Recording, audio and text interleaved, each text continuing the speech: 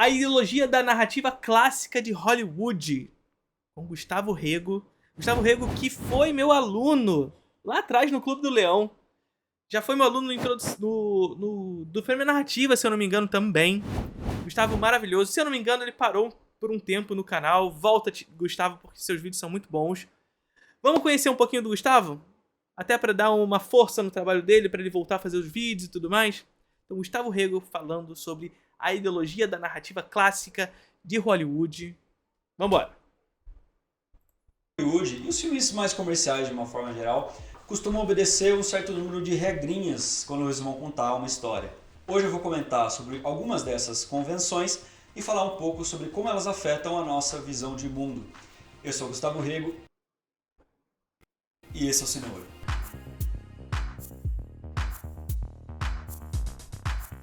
Como você já deve ter percebido, aqui nesse canal a gente fala sobre cinema relacionado com questões sociais. Se você curte isso, já se inscreve para não perder nenhum vídeo novo. Para a primeira parte... Pera aí, só um instantinho, que tá travando um pouquinho, eu já imagino por que seja. Pronto. Pronto. Agora eu acho que não vai travar. Esse vídeo que eu vou falar sobre algumas convenções da narrativa de Hollywood, eu vou me basear no livro A Arte do Cinema, uma introdução, escrito pelo David Bordwell e pela Kristin Thompson. Aliás, um livro que eu recomendo muito que vocês... Livro importante. leiam caso queiram aprender um pouco mais sobre cinema. Ele é bem grande, mas assim, é um curso de cinema completo. Os autores chamam o modelo dominante das narrativas de Hollywood de cinema de Hollywood clássico. Clássico porque é um modelo muito antigo e que continua tendo muita influência até hoje. De Hollywood porque basicamente foi criado pelos estúdios americanos. Mas obviamente não é um estilo que se restringe aos filmes dos Estados Unidos. Ele se espalhou pelo mundo todo. A primeira característica da narrativa clássica de Hollywood é que ela é centrada em personagens individuais. São as características pessoais dos personagens que provocam acontecimentos e movem a história. Por exemplo, é o ressentimento do Darth Vader que faz ele liderar um império galáctico de maldades. É a decisão do Luke Skywalker de sair de casa para ser treinado por um Jedi que traz esperanças para o povo da galáxia. Ou ainda, é a escolha do Harry Potter de ir para a Grifinória, ou tentar salvar o Sirius Black, ou enfrentar o Voldemort cara a cara, que vai fazendo a história tomar um rumo ou outro. Eu, inclusive, falei um pouco sobre isso recentemente com vocês, no vídeo sobre... Foi qual o vídeo que eu falei com vocês sobre essas escolhas individuais, sobre os vícios interpretativos? Ah, o vídeo em que a gente reagiu ao Joel Pinheiro. Lembra que a gente reagiu a esse vídeo em que o Joel Pinheiro fala sobre Bacurau? E o Joel Pinheiro, ele tinha o vício interpretativo de tentar decifrar qual é a importância de cada um dos personagens na história.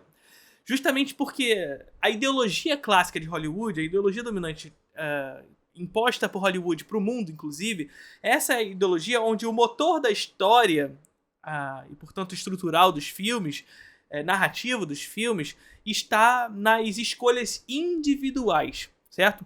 Então, os personagens eles devem ser construídos com uma motivação individual, pessoal. E aquela motivação individual é que move a história. Ou seja, não há, numa perspectiva hollywoodiana, ou melhor, numa perspectiva geral hollywoodiana, uma concepção coletiva do motor da história.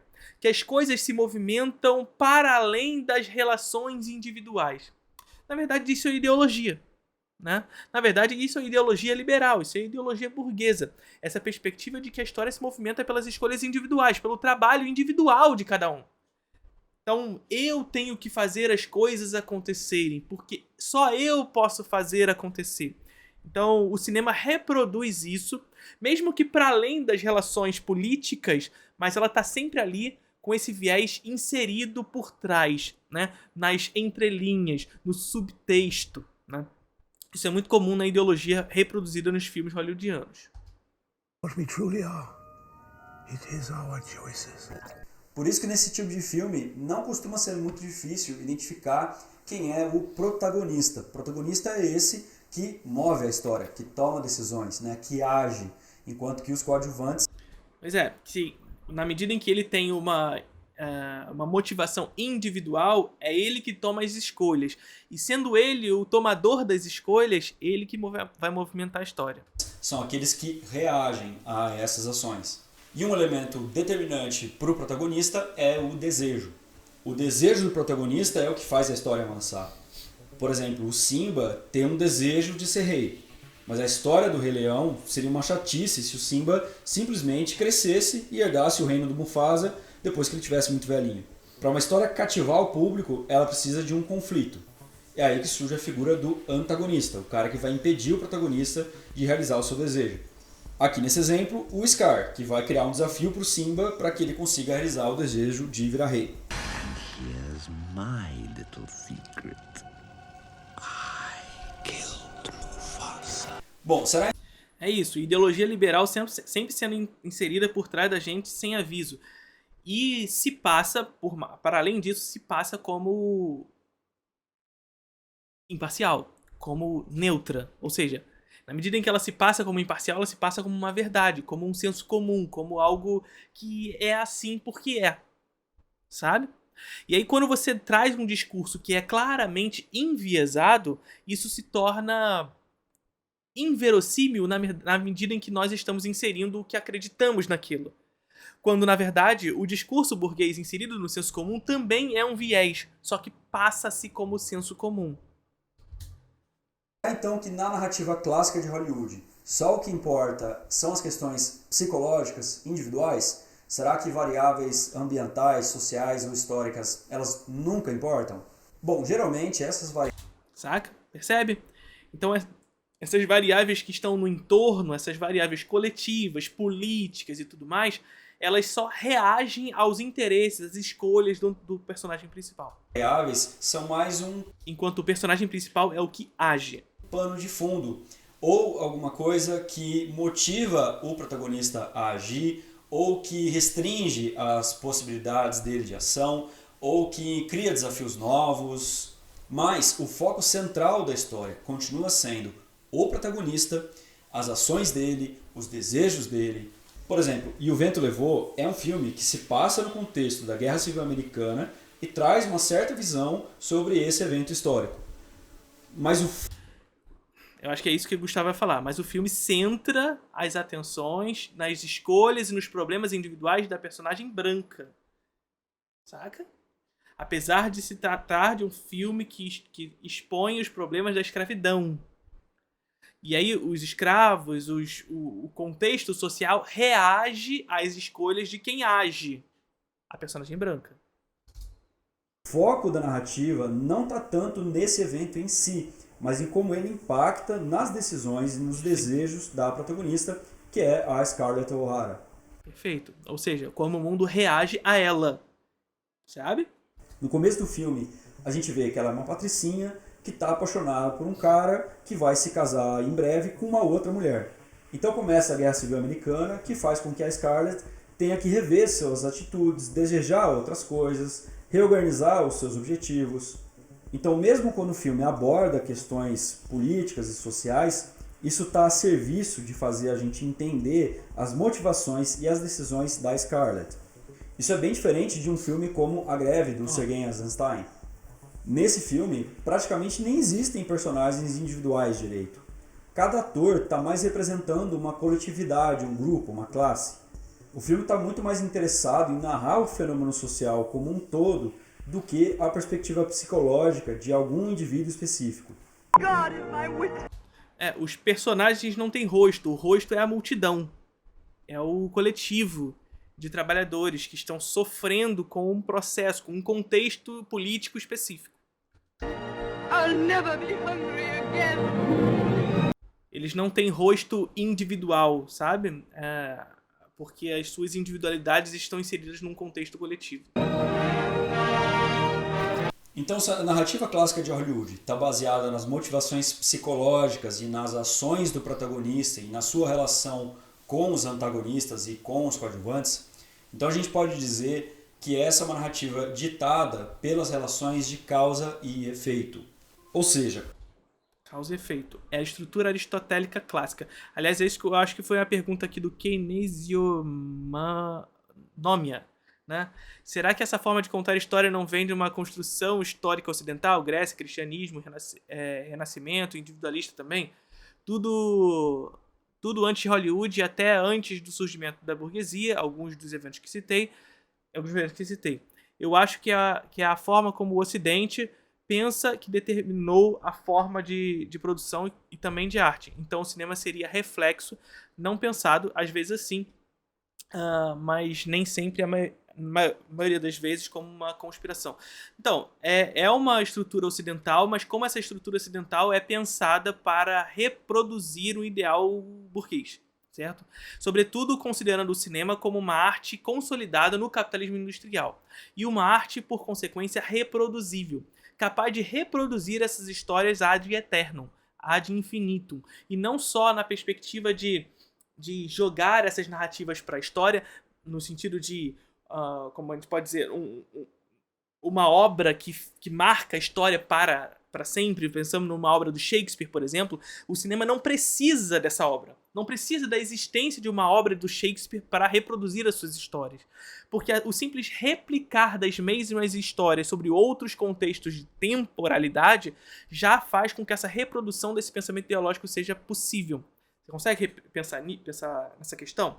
Que na medida em que nós pensamos em ideias sólidas, tal como no passado, onde uma obra consegue perdurar a sua existência narrativa no inconsciente coletivo das pessoas, que vai passando de geração após geração, o cinema não precisa reproduzir esse inconsciente coletivo numa obra sólida. É difícil pensar obras sólidas no cinema, na medida em que ele se replica, se reproduz cotidianamente. Ou seja, esse replicamento faz com que a mesma obra possa ser replicada inúmeras vezes, a mesma narrativa possa ser replicada inúmeras vezes sob outros contextos de outros personagens, outras ambientações, outros esquemas de estilo, mas a mesma ideologia sendo replicada cotidianamente. Saca? Cada cena do filme tem que apresentar um evento que foi causado por algum evento anterior e que vai causar algum efeito posterior. Por exemplo, o Tony Stark tem o desejo de vender as armas para o governo americano e por isso a gente vê ele num teste no Afeganistão. Mas os terroristas impedem ele de realizar esse desejo e por isso prendem ele. Por isso, ele então precisa criar uma armadura de ferro para fugir. Essa experiência faz ele querer conhecer mais de perto para onde estão indo os produtos da sua empresa. E isso coloca ele em novos conflitos. Nesse exemplo que eu dei, é causa e consequência, causa e efeito clássica. É a estrutura aristotélica de contar a história que a gente já trabalhou algumas vezes, inclusive no vídeo do João Pinheiro também. Outros exemplos que você possa ter vindo à sua cabeça, você percebe que é essa relação de causa e efeito que dita o ritmo da narrativa. Tudo que foge a essa cadeia de causa e efeito é considerado inútil, um tempo perdido, uma barriga de roteiro e por isso precisa ser eliminado. Falamos sobre isso no vídeo em que reagimos ao Hora Thiago falando sobre as cenas desnecessárias de nudez, né? Rolou no Twitter há um tempo atrás essa ideia de que será que a gente não poderia criar um botão para pular as cenas de nudez porque elas são desnecessárias, sabe? E justamente a narrativa clássica hollywoodiana, ela parte desse pressuposto onde tudo deve estar no seu devido lugar, correto, sem nenhuma barriga, como o Gustavo falou aqui. Nada que está fora do contexto da história, nada que não contribua com o desenvolvimento narrativo do personagem, que não contribua com a ideia da causa e efeito, nada que esteja fora, desvinculado desse processo, deve estar no filme. Caso esteja, retire. Essa que é a máxima na estrutura clássica hollywoodiana. A gente não vai ver o personagem, por exemplo, comendo, bebendo, tomando banho, ou se colocando num diálogo longo que não tem relação direta com os eventos principais dessa história, né? Um diálogo que servisse ali só para a gente conhecer melhor o personagem. Não, cada cena tem que impactar nessa cadeia de eventos. Inclusive, esses filmes obedecem muito bem à convenção da chamada arma de Chekhov. Essa convenção foi teorizada pelo escritor russo Anton Chekhov, que dizia que se um objeto aparece em algum momento em alguma cena, ele tem que ter uma utilidade no futuro, ele tem que reaparecer com alguma finalidade narrativa de causa e efeito. Assim, claro que sempre a gente tem que considerar que são não objetos quaisquer, né? Então, por exemplo, uma personagem abre uma gaveta e ela vê sei lá, um papel ali, mas um papel descartável, sabe? Não é esse papel que vai retornar. São objetos muito específicos. Então, se ela abre uma gaveta e nessa gaveta tem uma arma e ela fecha a gaveta logo em seguida, ora, é uma arma, sabe? Não é um pedacinho de papel. Essa arma vai aparecer novamente depois, para fazer alguma coisa que se relacione com essa estrutura de causa e efeito. A arma causa, que vai causar um efeito específico dali por diante. O exemplo que ele dá é, se uma arma aparece em alguma cena, até o final da narrativa ela tem que ser disparada. Porque se ela não for disparada, isso vai causar no espectador uma sensação de tempo perdido, de que aquilo foi inútil, vai causar uma frustração nesse espectador. Para entender melhor, vamos ver alguns exemplos de filmes que não obedecem esse tipo de narrativa de Hollywood. O Pulp Fiction, do Quentin Tarantino, começa com um diálogo muito longo entre dois personagens sobre hambúrguer, Amsterdã e massagem nos pés. Por mais que isso seja interessante para a gente conhecer melhor os dois personagens, essas conversas não têm quase nenhuma relação de causalidade com qualquer outra cena que aconteça no filme. Já O Acossado, do Jean-Luc Godard, é mais radical. 1/3 do filme é ocupado por um diálogo em um apartamento que tem pouca relação com os outros eventos da trama. E Jeanne Dielman, dirigido pela Chantal Akerman, é ainda mais extremo. Em quase 3 horas e meia de filme, praticamente só o que a gente vê é uma mulher cozinhando e cuidando de outras tarefas domésticas. Se a mesma história... 3 horas e meia de filme vendo uma moça cortando batatas. Aliás, a Chantal Akerman é mestre em fazer isso, né? Enquanto em Jeanne Dielman a gente vê 3 horas e meia de uma moça cortando batatas, em Eu, Tu, Ele e Ela nós vemos 1 hora e meia de uma moça comendo açúcar de mamona. Saca? No final das contas, na verdade, nós estamos vendo 2 moças saciando, com o desejo de saciar suas fomes. É claro que não no sentido literal. Para entender o que eu estou dizendo, só assistindo ao filme. Se fosse contada no estilo clássico de Hollywood, ela provavelmente não teria nem 15 minutos.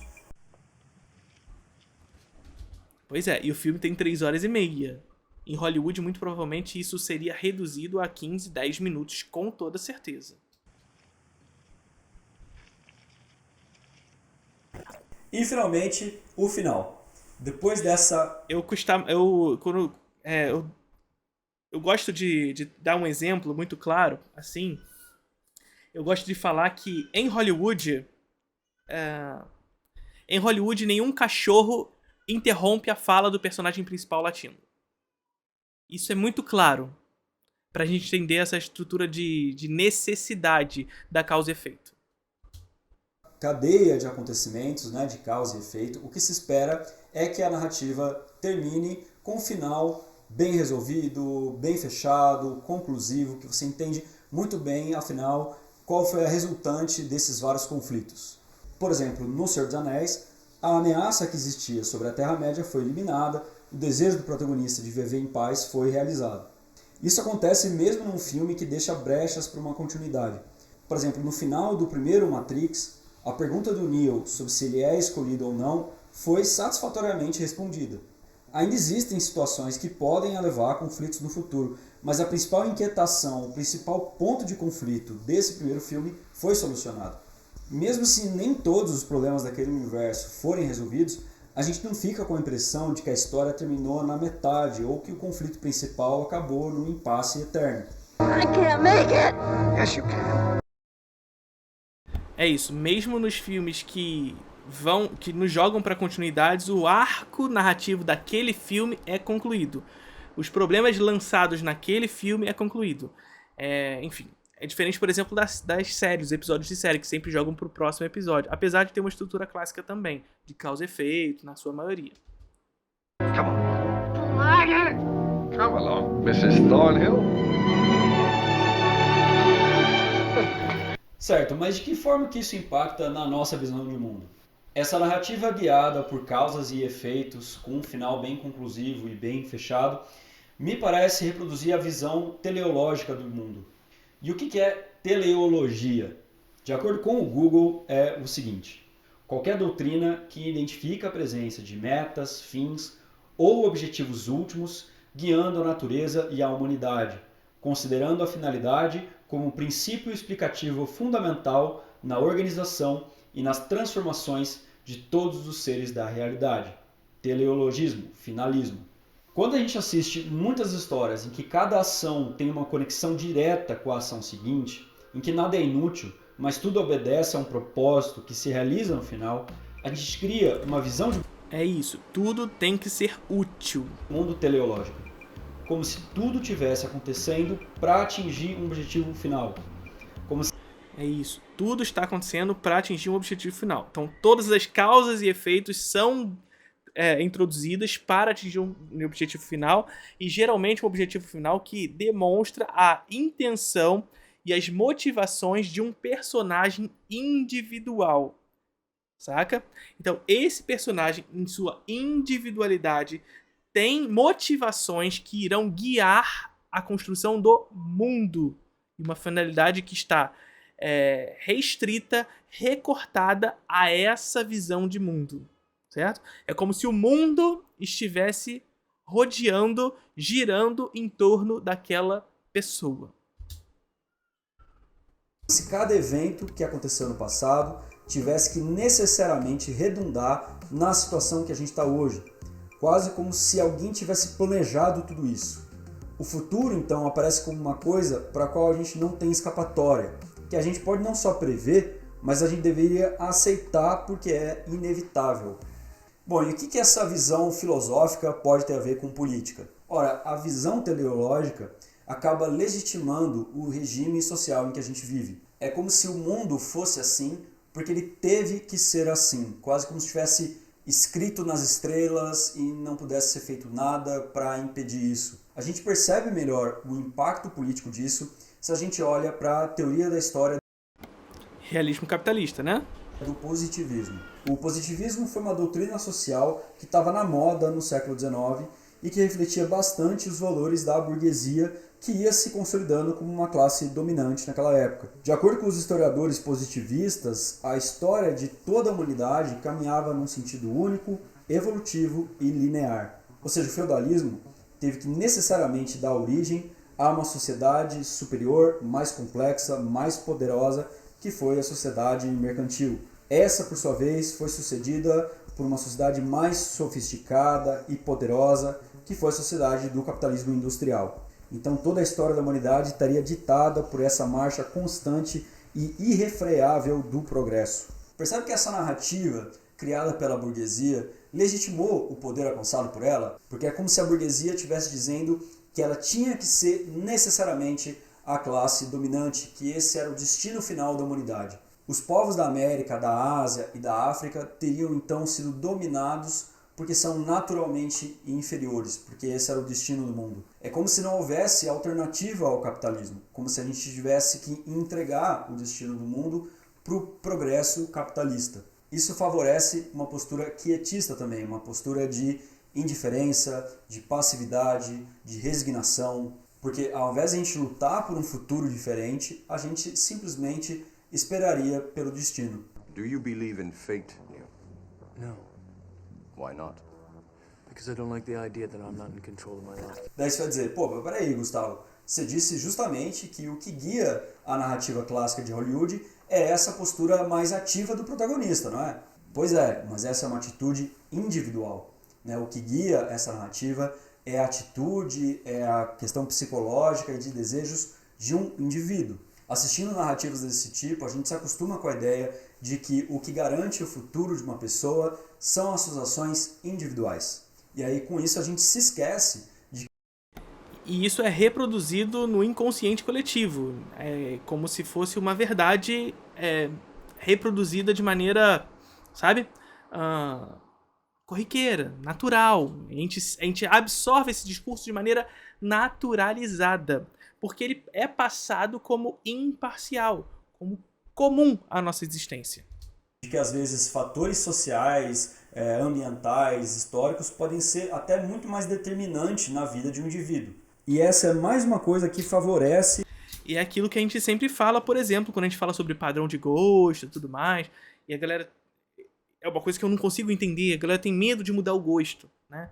E eu sempre digo pra vocês, gente, tudo é uma construção, né? A gente nasce, desde que a gente nasce, a gente tá se encontrando com o mundo, e os encontros que a gente tem com o mundo modificam a nossa perspectiva de existência. Seja ela os nossos gostos, sejam elas os nossos conhecimentos adquiridos, etc e tal. A questão é que os nossos encontros com o mundo estão condicionados pelo sistema produtivo ao qual estamos inseridos. Então o capitalismo ele tem uma importância fundamental naquilo que gostamos. Uma importância fundamental naquilo que acreditamos, inclusive. Naquilo que ideologicamente seguimos. Sobretudo quando esses discursos são reproduzidos como senso comum. E quando eles são reproduzidos como senso comum, como imparcial, eles são passados como uma verdade. Vocês percebem? E toda essa verdade construída pelo senso comum através do discurso burguês, ela é passada inconscientemente e coletivamente. É construída. A manutenção da ordem social. Porque a gente deixa de ver os indivíduos poderosos como pessoas que foram privilegiadas por uma certa posição na hierarquia social e passa a vê-los como vencedores que conquistaram tudo por mérito individual. Perfeito. E a gente fez a nossa listinha de filmes de Primo Rico, né? E vocês veem aquela listinha ali, é claramente uma listinha de personagens individuais indo em direção ao seu destino final. Essa teleologia. É esse personagem que sai de um lugar e chega ao seu lugar destinado a ele. O destino final daquele personagem é alcançar aquilo. Quando não pensamos no destino de uma nação, o destino manifesto de uma nação. Saca? E quando a gente pensa no destino manifesto de uma nação, o destino da nação é guiar em direção a ser a maior nação do mundo. A gente não está pensando num ideal coletivo. Essa nação não é coletiva. É um individualismo pensado na ideia de nação. A nação ganha um caráter individual, que vai em direção à sua teleologia, à sua finalidade, que é ser a maior nação do mundo. Vocês percebem as narrativas construídas para além do cinema? O discurso burguês, como ele é reproduzido cotidianamente. E como o cinema, pela sua capacidade de ser reproduzível, contribui com esse discurso. É aquilo que eu respondi para vocês agora há pouco. O cinema ele é uma arte que, para além das demais, ele consegue se perpetuar pela sua reprodução. E não pela sua aura, como o Benjamin chamava. O que seria a aura? A aura seria a capacidade, seria a unicidade do filme. A unicidade de uma obra, melhor dizendo. E essa unicidade faz com que esse filme tenha um caráter de culto. Agora, quando essa obra passa a se reproduzir, a se replicar, ela perde esse caráter de culto, mas ela passa a se replicar ao longo do globo, ao longo da história. Ao longo das geografias, dos espaços. Ela passa a se desespacializar, porque ela não tem uma unicidade, não tem um espaço único dela, mas ela se reproduz para além do espaço. No mesmo lugar, várias vezes, em vários lugares, no mesmo tempo. E aí, se reproduz ideologia pela replicação desse discurso e não pela unicidade, não pela aura desse discurso. Você percebe qual é a questão? No cinema, nós não precisamos ter uma Mona Lisa. Nós não precisamos ter uma Mona Lisa. Uma obra sólida, digamos assim. Porque o cinema trata de replicar suas Mona Lisas. Da mesma forma, a gente passa a ver as pessoas pobres e oprimidas como fracassadas que estão na posição que estão por alguma debilidade individual. Além disso, quando a gente se acostuma a esse tipo de narrativa centrada nos indivíduos, a gente deixa de imaginar uma solução coletiva para os problemas. A utopia só parece possível de se conquistar individualmente e não por meio de uma transformação da sociedade como um todo. I do have a test today. That wasn't bullshit. It's on European socialism. I mean, really, what's the point? They could be fascist anarchists. It still wouldn't change the fact that I don't own a car. E aí, curtiu esse vídeo? Então já deixa o seu like e se inscreve, porque eu quero continuar fazendo vídeos sobre o cinema clássico de Hollywood. No próximo eu quero falar um pouco mais de questões formais, né? Então, tipo a fotografia, a montagem, a iluminação, etc.